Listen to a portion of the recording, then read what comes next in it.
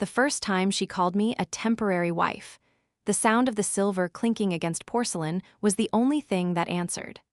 Mark's mother, Eleanor, said it with a smile, a little tilt of her head, as if she were sharing a charming secret with the woman next to her at the dinner table. She didn't whisper it. She didn't have to.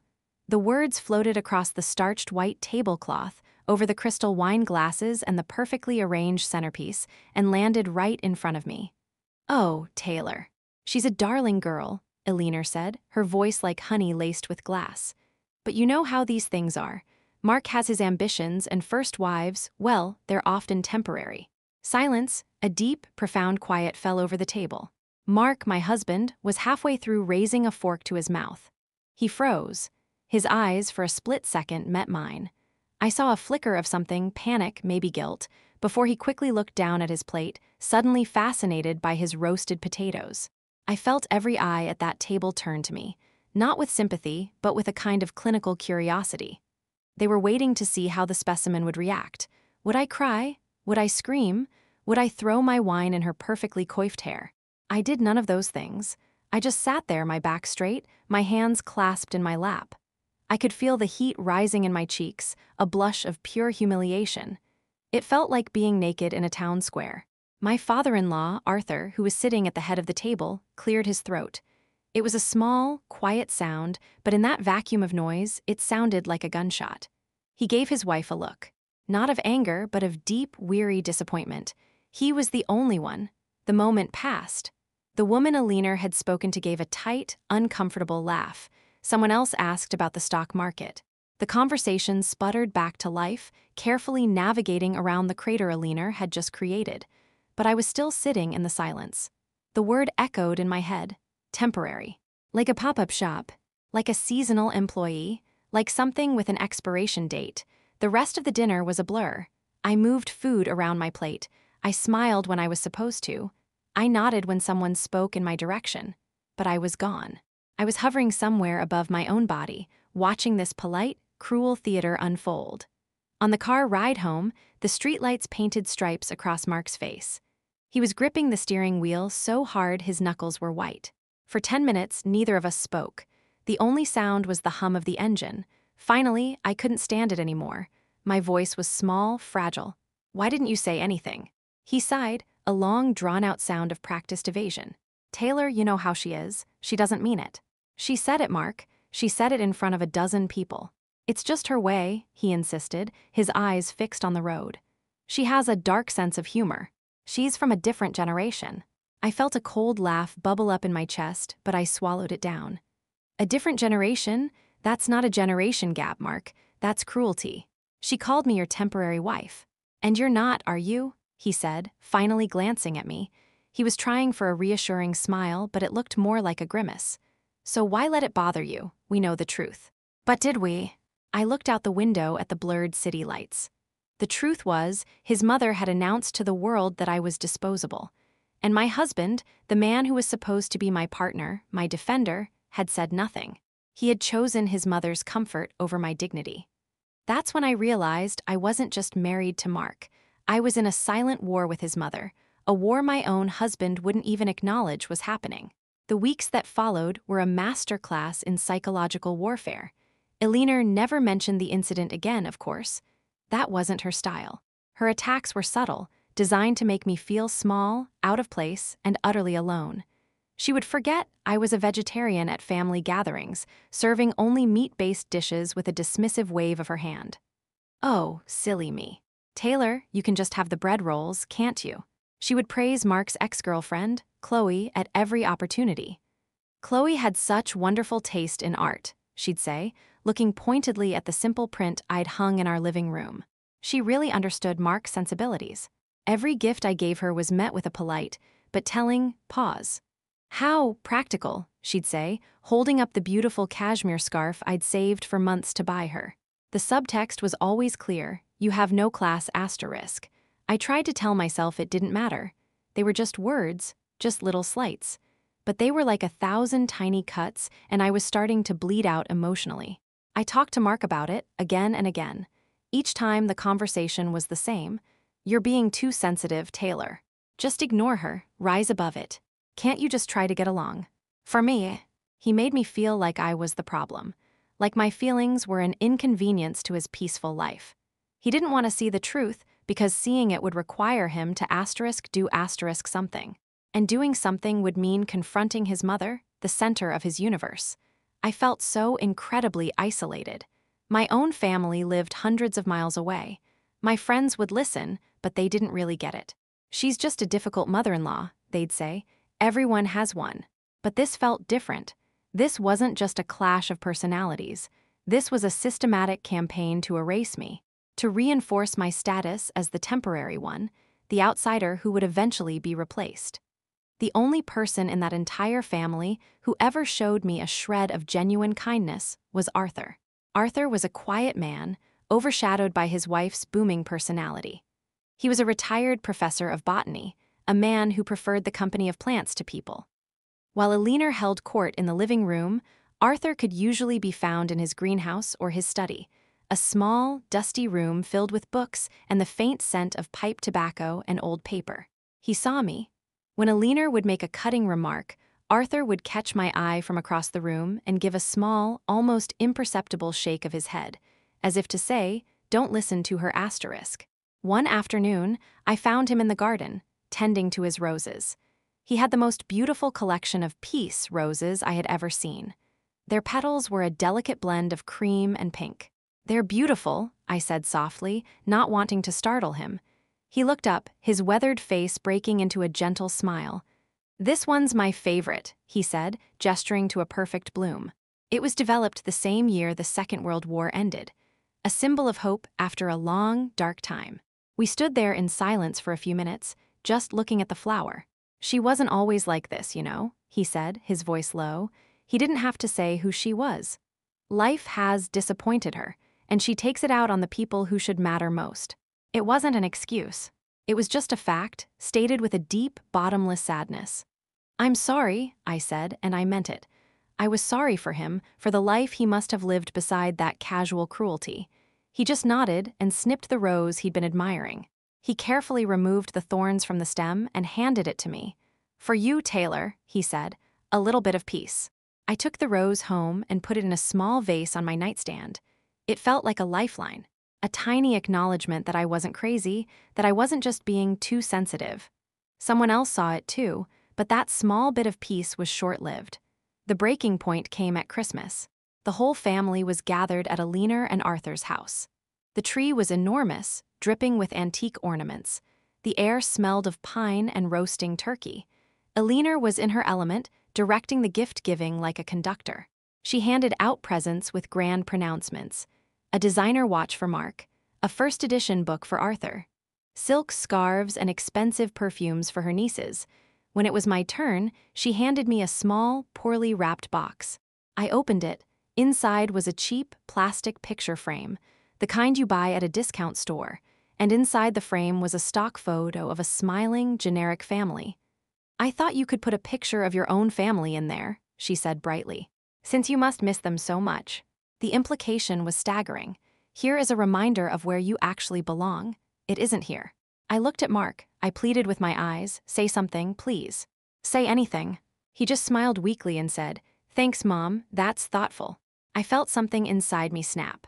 A cord of hope that I had been clinging to for months, the hope that my husband would one day choose me, just broke. Later that night, as we drove home through a gentle snowfall, I didn't cry. I didn't speak. I just stared out at the quiet, white world. Mark tried to fill the silence. "Mom's just not a great gift giver. You know that." I turned to him, my voice flat and cold. "It wasn't about the gift, Mark, and you know that." He flinched. "What do you want me to do, Taylor? Start a huge fight on Christmas Day? Ruin everything for everyone?" "I want you to be my husband," I whispered. "I want you to have my back just once." He didn't answer. He just kept driving. I looked down at the cheap plastic frame still in my lap. I thought about the beautiful peace rose Arthur had given me. One was a symbol of exclusion. The other, a symbol of quiet inclusion. I realized the problem wasn't just my mother-in-law. It was my husband. He was the gatekeeper, and he had left the gate wide open for her to walk all over me. He had made his choice, and it wasn't me. 2 months after that miserable Christmas, everything changed. We got a call in the middle of the night. It was Alina, her voice uncharacteristically frantic. Arthur had collapsed. He'd had a massive stroke. The weeks that followed were a chaotic blur of hospital corridors, hushed conversations with doctors, and the relentless, sterile beeping of machines. Arthur survived, but he was profoundly changed. He couldn't speak clearly. The right side of his body was paralyzed. The vibrant, gentle man who loved books and roses was trapped inside a body that had betrayed him. A new family dynamic emerged almost immediately. Alina was consumed with the performance of being a grieving wife. She spent hours on the phone, updating friends and relatives with dramatic, tear-filled accounts. She coordinated visitors, managed the flower deliveries, and basked in the waves of sympathy that came her way. But when it came to the actual, grueling work of care, she was largely absent. "The nurses are for that," she'd say with a dismissive wave. "My heart is just too weak to see him like this." Mark was completely useless. He was terrified. He couldn't handle seeing his father so vulnerable. He would visit for 10 minutes, stand awkwardly by the bed, pat Arthur's hand, and then flee back to the safety of his job, claiming he had an urgent deadline. He used work as a shield against the messy reality of sickness and decline. So I stepped in. It wasn't a conscious decision. It was just necessary. Someone had to. I became the point person for the doctors and therapists. I learned to understand Arthur's slurred attempts at speech. I read up on stroke recovery, on nutrition, on physical therapy exercises we could do in his room.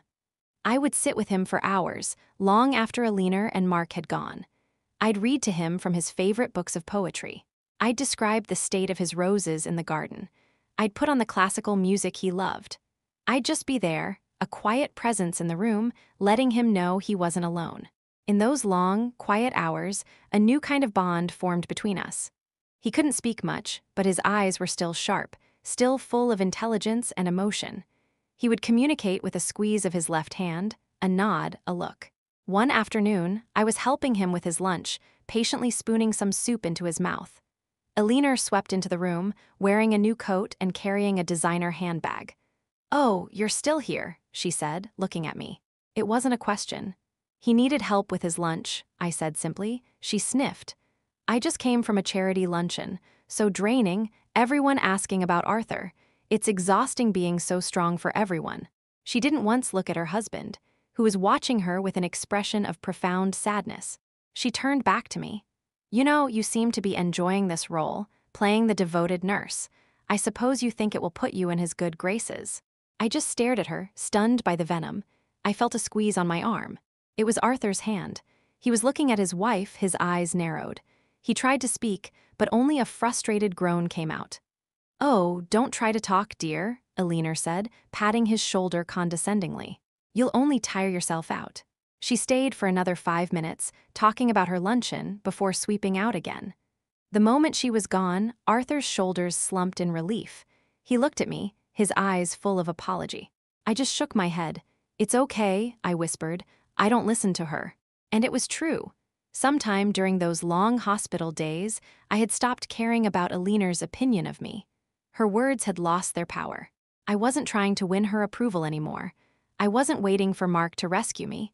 My focus was singular, Arthur's comfort. In a strange way, his illness had set me free. It had stripped away all the pretense. There was no more performing, no more trying to be the perfect daughter-in-law. There was just the raw, essential work of caring for another human being. When Arthur was finally discharged, he needed round-the-clock care. Alina insisted he come home, but made it clear she was not going to be a nurse. We hired a professional caregiver for the daytime, but the evenings and nights were uncovered. Mark announced he'd be working late most nights to pay for the medical bills. I knew it was an excuse, so I moved into their guest room. I told Mark it was just temporary until we figured out a better system. But deep down, I knew it was more than that. I was leaving our marriage, one night at a time. Sleeping in that sterile guest room, down the hall from Arthur, felt more like home than my own bed beside my husband. My life became a routine of soft-cooked foods, medication schedules, and physical therapy. It was exhausting, but it was meaningful. One evening, I was helping Arthur organize some papers in his study. He had regained some control over his left hand and could point to things he wanted. He directed me to a small, locked wooden box on his desk. He gestured to a hook behind a framed photo where a small, old-fashioned brass key was hanging. My fingers trembled slightly as I unlocked the box. Inside, there wasn't much. A few old letters, a faded photograph of his parents, and a simple, tarnished silver locket. He pointed to the locket, then to me. "For me?" I asked, my voice thick with emotion. He nodded, a clear, deliberate motion. I opened it. One side was empty. The other held a tiny, perfectly pressed petal from a peace rose. Tears welled in my eyes. It was the most beautiful thing I had ever been given, a secret symbol of our quiet friendship. He then pointed to a long, sealed envelope at the bottom of the box. His name was written on the front in his once strong handwriting. He pushed it towards me, and then he squeezed my hand, his eyes holding mine. It wasn't a request. It was an instruction. He was trusting me with something important, something he couldn't trust his own wife or son with. That night, back in the lonely guest room, I held the small brass key in my palm. It felt heavy, full of unspoken promises. The warmth of the metal spread through my skin. I thought about the man down the hall, trapped in his own body but still fighting to protect me, to show me I was valued. I thought about the word asterisk, temporary asterisk. And I made a promise, not just to him, but to myself. I would no longer be temporary. I would be permanent. I would be solid. I would be the person Arthur clearly believed I was. My worth wasn't up for debate, and it certainly wasn't in the hands of Heir or Mark. It was mine. Arthur passed away 6 months later. He died peacefully in his sleep. The funeral was Heir's final, grand performance. Dressed in expensive black, she stood at the front of the church, a perfect portrait of the grieving widow.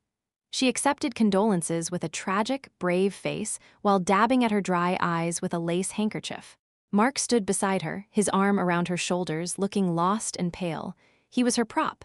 I stood in the back. I didn't cry. My grief for Arthur was a quiet, private thing, a space he and I had carved out in hospital rooms and late-night readings. It didn't belong in this public spectacle. After the funeral, life at the house became unbearable. With Arthur gone, the thin veil of civility Heir had occasionally worn was gone, too. She treated me like a servant. "Taylor, could you start packing up Arthur's study?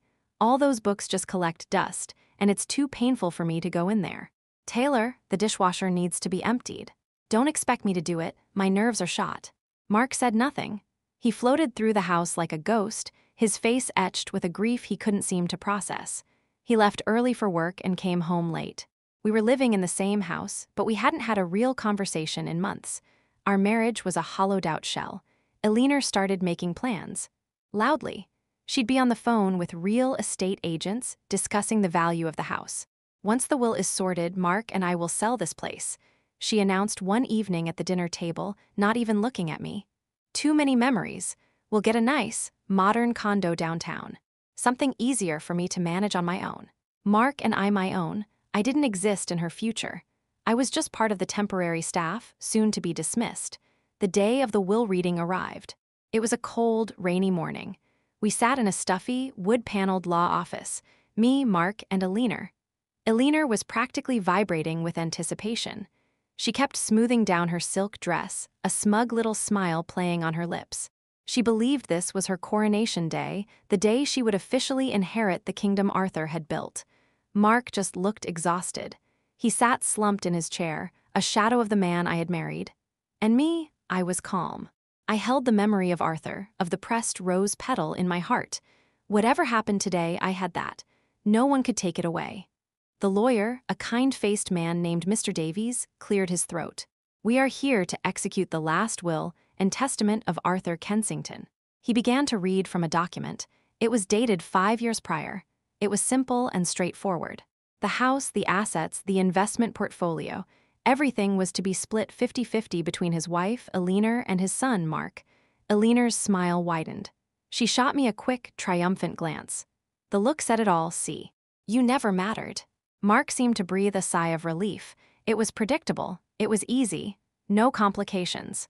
Mr. Davies folded the document and placed it on the desk. "Well, that was simple enough," Heir said, already reaching for her purse. "I'll have my financial advisor call you to arrange the transfers." Mr. Davies held up a hand. "Please, Mrs. Kensington. We're not quite finished." He reached into his briefcase and pulled out another envelope. It was the one I had given him, the one from Arthur's locked box. Arthur made a new will 3 months before he passed, the lawyer said, his voice quiet but firm. It was drafted here, in my presence, and witnessed by his primary care physician and his night nurse. It supersedes all previous documents. The air in the room changed. Elinor's smug smile vanished, replaced by a tight, confused frown. What? That's ridiculous. He wasn't in his right mind. That woman, she said, pointing a trembling finger at me, she obviously manipulated him. I can assure you, Mrs. Kensington, Arthur was perfectly lucid and of sound mind, Mr. Davies said coolly. We have medical attestations to that effect. Now, if I may proceed. He opened the new will. The silence in the room was absolute, broken only by the sound of the rain tapping against the window. He read. To his son, Mark, Arthur left a single, fixed sum of $50,000. The lawyer paused and then read Arthur's own words, written into the will. With the hope that this is enough for you to find your own backbone and to learn to stand for something or someone on your own. Mark went white as a sheet. To his wife, Elinor, Arthur left a life estate in the family home. She was permitted to live there for the rest of her life, and all maintenance and taxes would be paid for from the estate. But she could not sell it. She did not own it. Upon her death, the house would not go to Mark. It would go to me. Elinor made a strangled sound, a gasp of pure disbelief. And then came the final part. All the rest, Mr. Davies read, his voice clear and steady, including all stocks, bonds, savings, investments, and personal effects, the entire remainder of my estate, I leave solely and without condition to my daughter-in-law, Taylor. The room spun. I could hear my own heart pounding in my ears. Elinor shot to her feet. No, that is impossible. He would never. She cheated him. She tricked him. Mr. Davies held up his hand again. There is one more thing. Arthur left a letter, to be read at this time. He unfolded a piece of paper, Arthur's familiar handwriting covering the page. He began to read. To my family, it began. If you are hearing this, it means I am gone, and I have had to make a difficult choice. For years, I have watched my wife treat the kind woman my son married with a cruelty I can no longer abide. I saw it at dinner tables, on holidays, and in the small, daily moments of disrespect. It culminated for me the night I heard my wife call Taylor a temporary wife.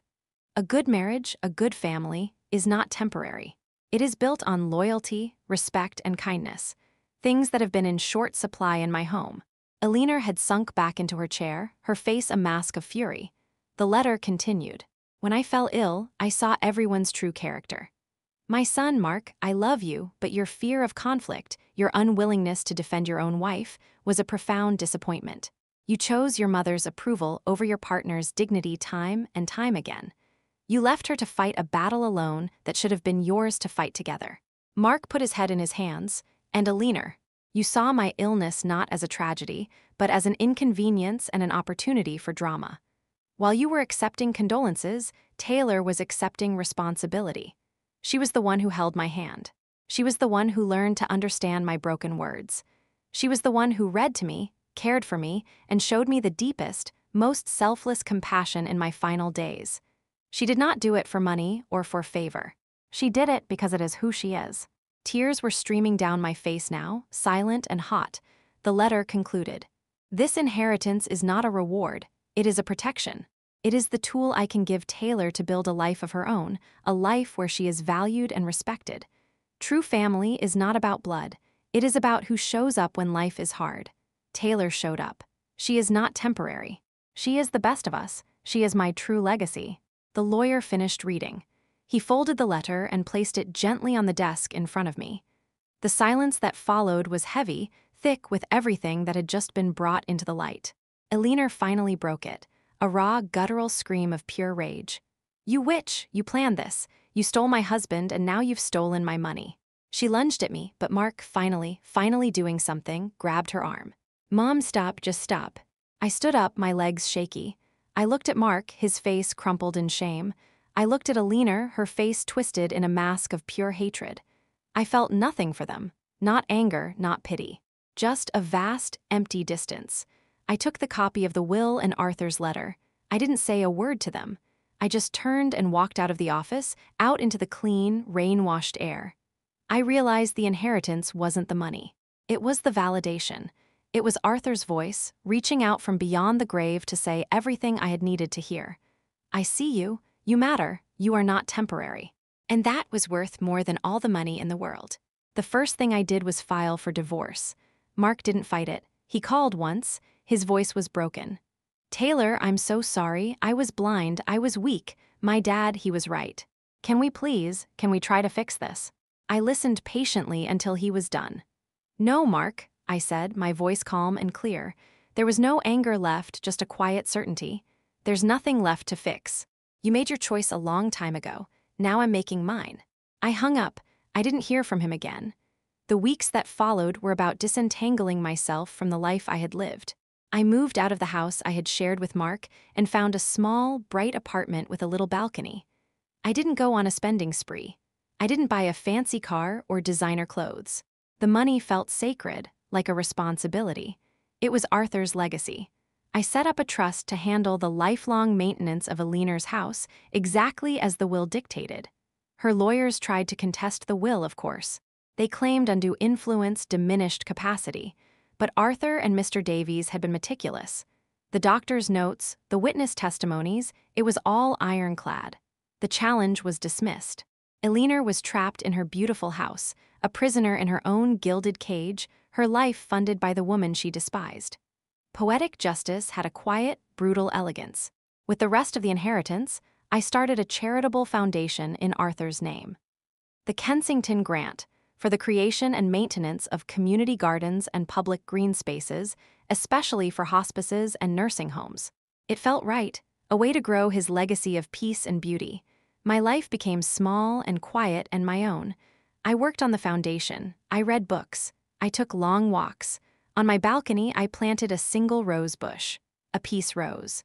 One afternoon, about a year later, I was at a local nursery picking out some soil. I saw them across the aisle, Mark and Aliner. They looked diminished. Aliner's face, which had always been a mask of imperious confidence, was pinched and sour. Her expensive clothes looked tired. Mark looked older, his shoulders slumped as he pushed her cart. They were bickering in low, angry whispers over which brand of fertilizer to buy. They didn't see me. I slipped out of the store before they could. Driving home, I didn't feel a sense of triumph. I didn't feel glee at their misery. I just felt free. Their drama, their bitterness, their whole toxic world, it had nothing to do with me anymore. It was like watching a movie I'd already seen, and I already knew the ending. I got back to my apartment and went out to my balcony. My rose bush had its first bloom, a perfect, creamy yellow flower with a blush of pink at the edges. I touched the soft petals, thinking of Arthur. He had given me so much more than money. He had given me a chance to see my own strength. He had held up a mirror and shown me the person I could be when I stopped trying to please people who were committed to misunderstanding me. The anger I had held for so long was gone. The hurt had faded into a scar, a reminder of a battle I had survived. I no longer waited for an apology from Mark or Aliner. I no longer needed their acknowledgement or their remorse. Their punishment wasn't my concern. My peace was. I had spent so many years fighting to be seen, to be valued, to be loved by people who were incapable of giving me what I needed. But respect isn't something you can demand. And love isn't something you can win. They are either given freely or they're not real. Standing there in the warm afternoon sun, with the scent of my own small garden around me, I finally understood. Peace wasn't something they could take from me because it was never theirs to give. Peace was mine to give myself. If this story moved you, please take a moment to subscribe. More true-to-life tales of courage, family, and quiet revenge await here. Thank you for listening.